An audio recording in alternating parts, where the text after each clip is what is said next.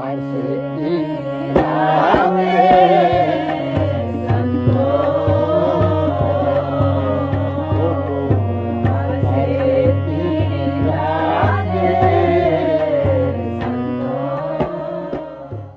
ਮਹਾਂਪੁਰਸ਼ਾਂ ਦੇ ਇੱਕ ਹੀ ਵਚਨ।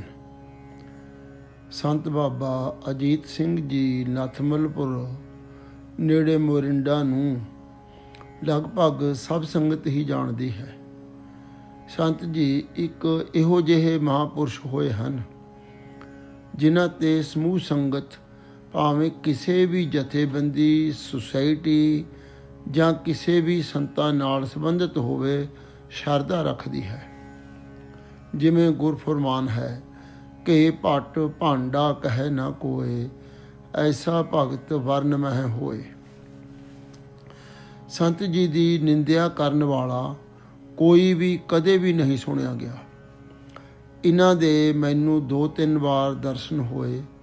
ਮੈਂ ਪਹਿਲੀ ਵਾਰ ਦਰਸ਼ਨ ਕਰਨ ਲਈ ਗਿਆ ਤਾਂ ਉਹਨਾਂ ਦੀ ਨਾਮ ਦੀ ਕਮਾਈ ਸਦਕਾ ਮੈਨੂੰ ਮੋਰਿੰਡੇ ਪਹੁੰਚਣ ਤੋਂ ਵੀ 1-2 ਕਿਲੋਮੀਟਰ ਪਹਿਲਾਂ ਹੀ ਮਹਿਸੂਸ ਹੋਣਾ ਸ਼ੁਰੂ ਹੋ ਗਿਆ ਸੀ ਕਿ ਸੰਤ ਜੀ ਦੇ ਦਰਸ਼ਨਾਂ ਲਈ ਜਾ ਰਿਹਾ ਹਾਂ ਅਤੇ ਉਹਨਾਂ ਦੀ ਚੁੰਬਕੀ ਸ਼ਕਤੀ ਇੱਥੇ ਤੱਕ ਅਸਰ ਕਰ ਰਹੀ ਹੈ ਅਤੇ ਬਿਰਤੀ ਨੂੰ ਨਾਮ ਵੱਲ ਲਗਾ ਕੇ ਅੰਦਰ ਸ਼ਾਂਤੀ ਦੇ ਰਹੀ ਹੈ। ਮੈਂ ਇਹ ਗੱਲ ਇੱਥੇ ਸਪਸ਼ਟ ਕਰ ਦੇਣੀ ਯੋਗ ਸਮਝਦਾ ਹਾਂ ਕਿ ਮੈਨੂੰ ਆਰੰਭ ਤੋਂ ਹੀ ਸੰਤ ਬਾਬਾ ਜੀ ਕਿਰਪਾਲ ਸਿੰਘ ਜੀ, ਉਹਨਾਂ ਦੇ ਬਹੁਤ ਨਿਕਟਵਰਤੀ 2-3 ਸਿੰਘ ਹੋਰ ਅਤੇ ਬਾਬਾ ਜੀ ਆਤਮਾ ਸਿੰਘ ਜੀ ਦੀ ਸੰਗਤ ਮਿਲ ਗਈ ਸੀ, ਜਿਨ੍ਹਾਂ ਕਰਕੇ ਮੈਂ ਉਦੋਂ ਵੀ ਅਤੇ ਹੁਣ ਵੀ ਕਿਸੇ ਹੋਰ 'ਤੇ ਛੇਤੀ ਕੀਤੇ ਭਰੋਸਾ ਨਹੀਂ ਕਰਦਾ ਕਿ ਇਹ ਵੀ ਉਹਨਾਂ ਵਰਗਾ ਹੀ ਕੋਈ ਗੁਰਮੁਖ ਪਿਆਰਾ ਹੋਵੇਗਾ। ਮੇਰੇ ਮਨ ਵਿੱਚ ਇਹ ਗੰਢ ਆਰੰਭ ਤੋਂ ਹੀ ਬੱਝੀ ਹੋਈ ਰਹੀ ਹੈ ਕਿ ਇਹਨਾਂ ਗੁਰਸਿੱਖਾਂ ਤੋਂ ਉੱਪਰ ਦੁਨੀਆ ਵਿੱਚ ਹੋਰ ਕੋਈ ਨਹੀਂ ਮਿਲਣਾ। ਭਾਈ ਸਾਹਿਬ ਭਾਈ ਰਣਧੀਰ ਸਿੰਘ ਜੀ ਦੀ ਮਹਿਮਾ ਮਨ ਵਿੱਚ ਪੂਰੀ ਵਸੀ ਹੋਈ ਸੀ, ਪਰ ਉਹ ਸੱਚਖੰਡ ਜਾ ਕੇ ਬਿਰਾਜ ਚੁੱਕੇ ਸਨ। ਇੱਕ ਵਾਰ ਡਾਕਟਰ ਸਾਹਿਬ ਡਾਕਟਰ ਸੁਰਿੰਦਰ ਸਿੰਘ ਜੀ ਦੇ ਦਰਸ਼ਨ ਹੋਏ। ਇੱਕ ਸਿੰਘ ਨੇ ਉਹਨਾਂ ਨੂੰ ਦੱਸਿਆ ਕਿ ਇਹ ਗੁਰਸ਼ਰਨ ਸਿੰਘ ਹੈ, ਇਹ ਸੰਤ ਕਿਰਪਾਲ ਸਿੰਘ ਜੀ ਦਾ ਪੁੱਤਰ ਹੈ। ਉਹਨਾਂ ਨਾਲ ਫਤਿਹ ਦੀ ਸਾਂਝ ਹੋਈ। ਉਹਨਾਂ ਨੇ ਮੇਰੇ ਵੱਲ ਨਿਗਾਹ ਟਿਕਾ ਕੇ ਵੇਖਿਆ।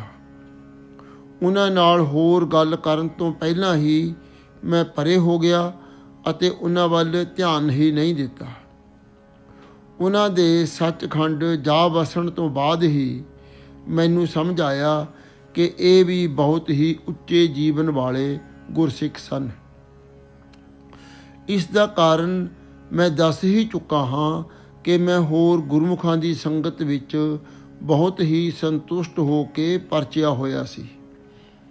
ਉਹਨਾਂ ਦੀਆਂ ਸਭ ਗੱਲਾਂ, ਸਭ ਉਪਦੇਸ਼ ਭਾਵੇਂ ਮੈਂ ਕਮਾ ਨਹੀਂ ਸਕਿਆ, ਪਰ ਮੇਰੇ ਹਿਰਦੇ ਵਿੱਚ ਬੜੇ ਗੂੜ੍ਹੇ ਉਕਰੇ ਹੋਏ ਹਨ। ਮੈਂ ਗੁਰਮਤਿ ਦੀ ਸਿੱਖਿਆ ਦੇਣ ਵਾਲੇ ਸਭਨਾਂ ਨੂੰ ਹੁਣ ਵੀ ਸਪਸ਼ਟ ਬੇਨਤੀ ਕਰ ਦਿੰਦਾ ਹਾਂ ਕਿ ਮੇਰੇ ਹਿਰਦੇ ਵਿੱਚ ਜੋ ਕੁਝ ਉਹਨਾਂ ਨੇ ਉੱਕਰ ਦਿੱਤਾ ਹੈ, ਉਸ ਤੋਂ ਬਾਅਦ ਕੋਈ ਥਾਂ ਨਹੀਂ ਬਚਦੀ ਜਿੱਥੇ ਹੁਣ ਕੋਈ ਹੋਰ ਕੁਝ ਲਿਖ ਸਕੇ। ਜੇਕਰ ਕੋਈ ਉਹਨਾਂ ਵਰਗਾ ਹੀ ਹੋਰ ਹੋਵੇ ਤਾਂ ਉਸ ਦਾ ਉਪਦੇਸ਼ ਸੁਣਨ ਲਈ ਅਤੇ ਹਿਰਦੇ ਵਿੱਚ ਲਿਖ ਲੈਣ ਲਈ ਬੜੀ ਥਾਂ ਬਚਦੀ ਹੈ, ਪਰ ਹਰੇਕ ਲਈ ਨਹੀਂ। ਬਾਅਦ ਵਿੱਚ ਉਹਨਾਂ ਵਰਗੇ 1-2 ਹੋਰ ਗੁਰਮੁਖ ਪਿਆਰੇ ਮਿਲੇ ਵੀ ਅਤੇ ਉਹਨਾਂ ਨਾਲ ਵੀ ਗੂੜਾ ਪਿਆਰ ਬਣਿਆ। ਮੈਂ ਡਾਕਟਰ ਸਾਹਿਬ ਨੂੰ ਪਛਾਣਨ ਵਿੱਚ ਗਲਤੀ ਕਰ ਗਿਆ ਸੀ, ਪਰ ਇਹ ਗੱਲ ਬਹੁਤ ਪੁਰਾਣੀ ਹੈ। ਮੈਂ ਉਸ ਤੋਂ ਬਾਅਦ ਸਾਵਧਾਨ ਵੀ ਹੋ ਗਿਆ, ਪਰ ਹਰੇਕ ਨੂੰ ਹੀ ਸੰਤ ਮੰਨ ਲੈਣ ਲਈ ਮੈਂ ਕਦੇ ਵੀ ਤਿਆਰ ਨਹੀਂ। ਮੇਰੇ ਕਹਿਣ ਦਾ ਭਾਵ ਹੈ ਕਿ ਮੈਂ ਸੰਤ ਬਾਬਾ ਜੀ ਅਜੀਤ ਸਿੰਘ ਜੀ ਪਾਸ ਵੀ ਮਨ ਦੀ ਇਸੇ ਹਾਲਤ ਵਿੱਚ ਹੀ ਜਾ ਰਿਹਾ ਸੀ ਕਿ ਮੈਨੂੰ ਪਹਿਲਾਂ ਮਿਲੀ ਹੋਈ ਸੰਗਤ ਤੋਂ ਵੱਧ ਹੋਰ ਕੋਈ ਨਹੀਂ ਮਿਲਣਾ। ਪਰ ਸੰਤ ਜੀ ਦੀ ਚੁੰਬਕੀ ਸ਼ਕਤੀ ਨੇ ਉਹਨਾਂ ਦੇ ਪਿੰਡ ਤੋਂ 4-5 ਕਿਲੋਮੀਟਰ ਪਹਿਲਾਂ ਹੀ ਮੈਨੂੰ ਮਹਿਸੂਸ ਕਰਵਾ ਦਿੱਤਾ ਕਿ ਇਹਨਾਂ ਸੰਤ ਜੀ ਦੀ ਵੀ ਬਹੁਤ ਉੱਚ ਅਵਸਥਾ ਹੈ। ਪਹਿਲੇ ਗੁਰਸਿੱਖਾਂ ਵਾਂਗ ਹੀ ਮਨ ਵਿੱਚ ਇਹਨਾਂ ਪ੍ਰਤੀ ਸ਼ਰਧਾ ਬਰਾਬਰ ਦੀ ਹੀ ਬਣ ਗਈ। ਸੰਤ ਬਾਬਾ ਅਜੀਤ ਸਿੰਘ ਜੀ ਦੇ ਪਹਿਲਾਂ ਹੋਏ ਦਰਸ਼ਨਾਂ ਦੇ ਆਧਾਰ 'ਤੇ ਉਹਨਾਂ ਪ੍ਰਤੀ ਸ਼ਰਧਾ ਅੱਜ ਤੱਕ ਵੱਧਦੀ ਹੀ ਗਈ ਹੈ। ਇਸ ਦੇ ਬਾਵਜੂਦ ਵੀ ਇੱਕ ਗੱਲ ਸਪਸ਼ਟ ਕਰ ਜਾਣੀ ਜ਼ਰੂਰੀ ਹੈ ਕਿ ਮੈਂ ਇੱਕ ਵਾਰ WhatsApp 'ਤੇ ਦੇਖਿਆ ਕਿ ਕਿਸੇ ਗੁਰਸਿੱਖ ਨੇ ਸੰਤ ਜੀ ਦੀ ਫੋਟੋ ਲਗਾ ਕੇ ਲਿਖ ਦਿੱਤਾ ਕਿ ਸੰਤ ਬਾਬਾ ਅਜੀਤ ਸਿੰਘ ਜੀ ਉਹ ਮਹਾਂਪੁਰਸ਼ ਹਨ ਜਿਨ੍ਹਾਂ ਦੇ ਦਰਸ਼ਨ ਕਰਨ ਲਈ ਭਾਈ ਸਾਹਿਬ ਭਾਈ ਰਣਧੀਰ ਸਿੰਘ ਜੀ ਨੰਗੇ ਪੈਰੀਂ ਜਾਂਦੇ ਹੁੰਦੇ ਸਨ। ਇਹ ਉਸੇ ਤਰ੍ਹਾਂ ਦੀ ਅੰਨੀ ਸ਼ਰਧਾ ਹੈ ਜਿਵੇਂ ਕਿਸੇ ਆਮ ਗੁਰਸਿੱਖ ਦੇ ਕੀਰਤਨ ਨੂੰ ਭਾਈ ਸਾਹਿਬ ਜੀ ਦਾ ਕੀਰਤਨ ਕਿਹਾ ਜਾਣ ਲੱਗ ਪਿਆ ਹੈ। ਅਸਲ ਵਿੱਚ ਭਾਈ ਸਾਹਿਬ ਜੀ ਕਦੇ ਵੀ ਉੱਥੇ ਸੰਤ ਜੀ ਦੇ ਦਰਸ਼ਨ ਕਰਨ ਲਈ ਨਹੀਂ ਗਏ। ਮੈਨੂੰ ਸੰਤ ਬਾਬਾ ਜੀ ਕਿਰਪਾਲ ਸਿੰਘ ਜੀ ਨੇ ਦੱਸਿਆ ਸੀ ਕਿ ਭਾਈ ਸਾਹਿਬ ਦਰਸ਼ਨ ਕਰਨ ਉਹਨਾਂ ਪਾਸ ਨਹੀਂ ਗਏ।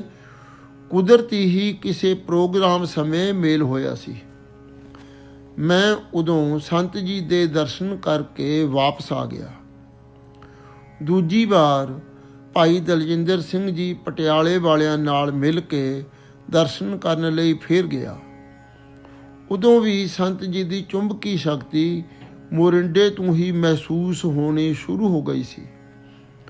ਜਦੋਂ ਨਥਮਲਪੁਰ ਪਿੰਡ ਪਹੁੰਚ ਕੇ ਸੰਤ ਜੀ ਦੇ ਦਰਸ਼ਨ ਕੀਤੇ, ਉਸ ਦੇ ਆਧਾਰ 'ਤੇ ਮੇਰੇ ਮਨ ਵਿੱਚ ਇਹਨਾਂ ਮਹਾਂਪੁਰਸ਼ਾਂ ਪ੍ਰਤੀ ਬਹੁਤ ਸ਼ਰਧਾ ਹੈ। ਇਹ ਮਹਾਂਪੁਰਸ਼ ਇੱਕ ਦਰਖਤ ਦੀ ਛਾਂ ਹੇਠ ਆਮ ਬਾਣ ਦੇ ਬੁਣੇ ਹੋਏ ਮੰਜੇ ਉੱਤੇ ਬੈਠੇ ਸਨ। ਭਾਈ ਦਲਜਿੰਦਰ ਸਿੰਘ ਜੀ ਉਹਨਾਂ ਨੂੰ ਕੀਰਤਨ ਸੁਣਾ ਕੇ ਪ੍ਰਸੰਨ ਕਰਨ ਲਈ ਸਾਜ਼ ਨਾਲ ਲੈ ਕੇ ਗਏ ਸਨ। ਇੱਕ ਵੱਖਰਾ ਮੰਜਾ ਢਾਹ ਕੇ ਉਸ ਉੱਤੇ ਸਾਜ਼ ਰੱਖ ਕੇ 2 ਸ਼ਬਦਾਂ ਦਾ ਕੀਰਤਨ ਕੀਤਾ। ਸੰਤ ਜੀ ਨੇ ਕੀਰਤਨ ਕਰਨ ਲਈ ਕਿਹਾ ਵੀ ਨਹੀਂ ਸੀ ਅਤੇ ਰੋਕਿਆ ਵੀ ਨਹੀਂ ਸੀ। 2 ਸ਼ਬਦਾਂ ਦੇ ਕੀਰਤਨ ਤੋਂ ਬਾਅਦ ਚੁੱਪ ਹੋ ਜਾਣ 'ਤੇ ਸੰਤ ਜੀ ਨੇ ਵਚਨ ਬੋਲੇ। ਜਿਸ ਦਰਖਤ ਹੇਠ ਬੈਠੇ ਸੀ ਉਸ ਦੇ ਪੱਤਿਆਂ ਵੱਲ ਇਸ਼ਾਰਾ ਵੀ ਕੀਤਾ ਅਤੇ ਬੜੇ ਠਰਮੇ ਨਾਲ ਬੋਲ ਕੇ ਕਿਹਾ ਕਿ ਦਰਖਤਾਂ ਦੇ ਸਾਰੇ ਪੱਤੇ, ਸਾਰੀ ਬਨਸਪਤੀ, ਜੀਵ ਜੰਤੂ ਸਾਰੇ ਕੀਰਤਨ ਹੀ ਤਾਂ ਕਰ ਰਹੇ ਹਨ। ਹੋਰ ਕੀਰਤਨ ਤੁਸੀਂ ਕੀ ਕਰੋਗੇ? ਇਸੇ ਤਰ੍ਹਾਂ ਇੱਕ ਵਾਰ ਸੰਤ ਬਾਬਾ ਜੀ ਕਿਰਪਾਲ ਸਿੰਘ ਜੀ ਨੇ ਬਿਨਾਂ ਕੋਈ ਸਵਾਲ ਪੁੱਛੇ ਤੋਂ ਹੀ ਮੈਨੂੰ ਆਪਣੇ ਤੌਰ 'ਤੇ ਹੀ ਦੱਸਿਆ ਕਿ ਨਾਮ ਜਪ ਕੇ ਜਦੋਂ ਗੁਰਸਿੱਖ ਨੂੰ ਉੱਚੀ ਅਵਸਥਾ ਪ੍ਰਾਪਤ ਹੋ ਜਾਂਦੀ ਹੈ ਤਾਂ ਉਸ ਦੀ ਬਿਰਤੀ ਕਿਹੋ ਜਿਹੀ ਬਣ ਜਾਂਦੀ ਹੈ। ਹਰ ਹਟ ਭੀ ਤੂੰ ਕਰੈ, ਬੋਲੇ ਭਲੀ ਬਾਣ, ਸਾਹਿਬ ਸਦਾ ਹਦੂਰ ਹੈ, ਕਿਆ ਉੱਚੀ ਕਰੈ ਪੁਕਾਰ। ਭਾਵੇਂ ਇਹ ਕਹਿ ਕੇ ਮੈਨੂੰ ਗੱਲ ਨਹੀਂ ਸੁਣਾਈ ਸੀ ਕਿ ਮੈਂ ਆਪਣੇ ਬਾਰੇ ਕਹਿ ਰਿਹਾ ਹਾਂ, ਪਰ ਹੋਰ ਕਿਸੇ ਤਰ੍ਹਾਂ ਦੀ ਗੱਲ ਹੀ ਨਹੀਂ ਹੋ ਰਹੀ ਸੀ। ਗੁਰੂ ਵੱਲੋਂ ਪ੍ਰੇਰਨਾ ਹੋਈ ਅਤੇ ਮੈਨੂੰ ਗੱਲ ਸੁਣਾ ਦਿੱਤੀ ਕਿ ਨਾਮ ਜਪਣ ਵਾਲੇ ਦੀ ਕਿਹੋ ਜਿਹੀ ਉੱਚ ਅਵਸਥਾ ਹੁੰਦੀ ਹੈ। ਉਂਝ ਇਸ ਨਾਲੋਂ ਵੱਖਰੇ ਸਮਿਆਂ 'ਤੇ ਇਹ ਗੱਲ ਤਾਂ ਮੈਨੂੰ ਸੰਤ ਜੀ ਨੇ ਆਪਣੇ ਬਾਰੇ ਵੀ 2-3 ਵਾਰ ਕਹੀ ਸੀ ਕਿ ਜਦੋਂ ਕਿਸੇ ਲਈ ਗੁਰੂ ਸਾਹਿਬ ਪ੍ਰੇਰਨਾ ਦਿੰਦੇ ਹਨ ਫਿਰ ਤਾਂ ਉਹ ਗੱਲ ਕਰਨੀ ਹੀ ਹੁੰਦੀ ਹੈ। ਗੁਰਸਿੱਖ ਨੂੰ ਸਭ ਕੁਝ ਨਾਮ ਦਾ ਜਾਪ ਹੀ ਸੁਣਾਈ ਦਿੰਦਾ ਹੈ। ਉਸ ਨੂੰ ਹਰ ਥਾਂ ਹਰ ਚੀਜ਼ ਵਿੱਚ ਵਾਹਿਗੁਰੂ ਵਰਤ ਰਿਹਾ ਹੀ ਦਿਸਦਾ ਹੈ। ਜਿਵੇਂ ਗੁਰਬਾਣੀ ਵਿੱਚ ਦੱਸਿਆ ਗਿਆ ਹੈ ਕਿ ਕਿਤੇ ਹਲਟ ਚੱਲ ਰਿਹਾ ਸੀ, ਕੋਈ ਗੁਰੂ ਦਾ ਪਿਆਰਾ ਉੱਥੋਂ ਲੰਘ ਰਿਹਾ ਸੀ। ਉਸਨੇ ਹਲਟ ਦੀ ਟਿਕ ਟਿਕ ਦੀ ਆਵਾਜ਼ ਨੂੰ ਸੁਣਿਆ ਅਤੇ ਕਿਹਾ ਕਿ ਹਲਟ, ਤੂੰ ਵੀ ਤੂੰ ਕਰ ਰਿਹਾ ਹੈ, ਤੂੰ ਬੜੀ ਮਧੁਰ ਮਿੱਠੀ ਬਾਣੀ ਬੋਲ ਰਿਹਾ ਹੈ, ਪਰ ਜਿਸ ਸਾਹਿਬ ਦੀ ਤੂੰ ਕਹਿ ਕੇ ਵਡਿਆਈ ਕਰ ਰਿਹਾ ਹੈ, ਉਹ ਤਾਂ ਹਰ ਵਕਤ ਤੇਰੇ ਨਾਲ ਹਾਜ਼ਰ ਨਾਜ਼ਰ ਹੈ। ਤੂੰ ਇੰਨੀ ਉੱਚੀ ਉੱਚੀ ਤੂੰ ਕਿਉਂ ਪੁਕਾਰ ਰਿਹਾ ਹੈ? ਸਪਸ਼ਟ ਤੌਰ ਤੇ ਇਹੀ ਕਾਰਨ ਸੀ, ਭਾਵ ਉਪਰੋਕਤ ਅਨੁਸਾਰ ਉਹਨਾਂ ਦੀ ਉੱਚ ਅਵਸਥਾ ਹੀ ਸੀ ਕਿ ਮੈਂ ਸੰਤ ਜੀ ਨੂੰ ਸਵਾਸਾਂ ਨਾਲ ਨਾਮ ਜਪਦੇ ਹੋਏ 30 ਸਾਲਾਂ ਵਿੱਚ ਕੇਵਲ ਇੱਕ ਵਾਰ ਹੀ ਦੇਖਿਆ ਹੈ, ਉਹ ਵੀ ਕੇਵਲ 1 ਮਿੰਟ ਲਈ।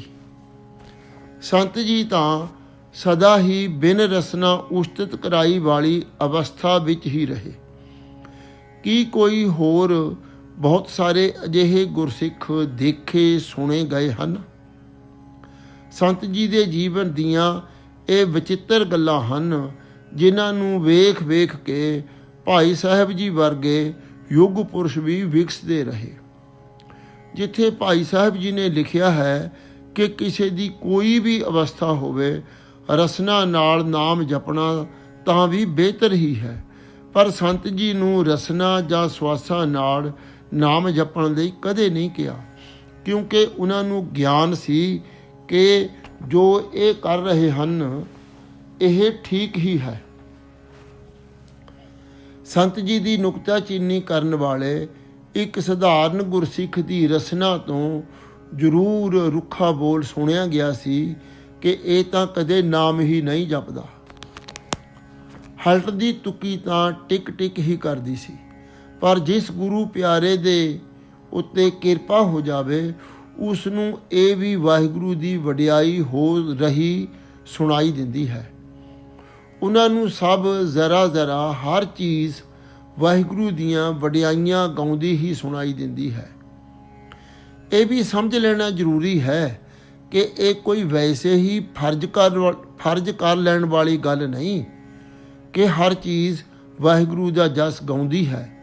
ਇਹ ਅਸਲੀਅਤ ਵਿੱਚ ਹੀ ਸਭ ਕੁਝ ਇਸੇ ਤਰ੍ਹਾਂ ਸੁਣਦਾ ਹੈ, ਪਰ ਹਰੇਕ ਨੂੰ ਨਹੀਂ, ਕੇਵਲ ਇੰਨੀ ਉੱਚ ਅਵਸਥਾ ਵਾਲੇ ਗੁਰੂ ਦੇ ਪਿਆਰਿਆਂ ਨੂੰ ਹੀ ਇਸ ਤਰ੍ਹਾਂ ਸੁਣਦਾ ਹੈ। ਇਹ ਦੋ ਪੂਰਨ ਗੁਰਸਿੱਖਾਂ ਦੇ ਬਚਨਾਂ ਦੀ ਇੱਕ ਕਮਾਲ ਦੀ ਸਾਂਝ ਹੈ। ਸੰਤ ਬਾਬਾ ਅਜੀਤ ਸਿੰਘ ਜੀ ਅਤੇ ਸੰਤ ਬਾਬਾ ਕਿਰਪਾਲ ਸਿੰਘ ਜੀ ਦੇ ਬਚਨ ਬਿਲਕੁਲ ਇੱਕੋ ਜਿਹੇ ਹੀ ਹਨ।